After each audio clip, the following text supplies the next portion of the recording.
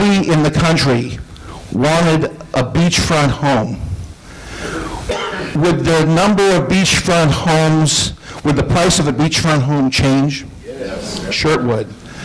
If everybody in the country wanted a beachfront home, and the price of the beachfront home was set by the government, what would you end up having? A fight. You have a great big long line of people wanting to get to the front of that beachfront home. And if you had the government regulating who was going to get that beachfront home, who do you think would be getting the money in their back pocket to give people the beachfront home? There you go.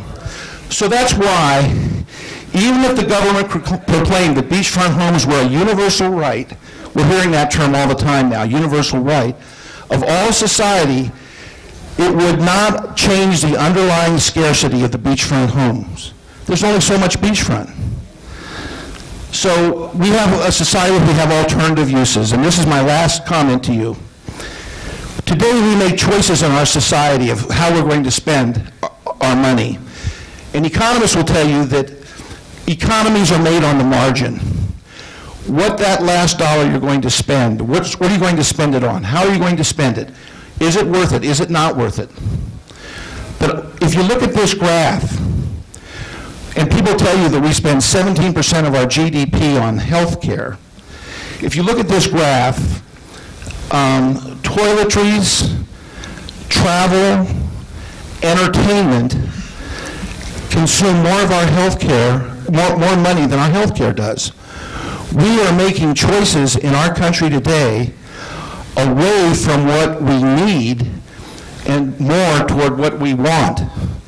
And that doesn't work. That also leads to the increased price of a good and service when you don't have to pay for it on the margin. So that's all I have to say, and I'm going to let Dr. Fenwick finish off with his talk, but the bottom line is that the most efficacious way to run a market, no matter whether you're selling bananas or healthcare, is through an unfettered marketplace. Now, you guys can all boo in a second, but I'm going to tell you the calculation that I made when I made my vote last October was the quickest way for us in 2 years to get to an independent, open market medical exchange was through the state exchange. That would be less bureaucracy, less because the federal government would be the primary regulator.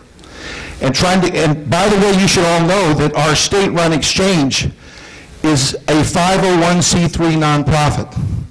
And we can shift from being a nonprofit to a for-profit state-run exchange. And that's not a bad word. If we can save the federal government, as you're going to see here now, $400 million a year, that would be a good reason to get into that market, I think. So that's why I made my vote. We'll know in 2 years whether it was right. But I'm a conservative, Ronald Reagan, Barry Goldwater Republican who tried to make a pragmatic decision as to how we can get to the private healthcare exchange as quickly as possible under the current economic conditions and political conditions. Thanks a lot, guys. It's been great.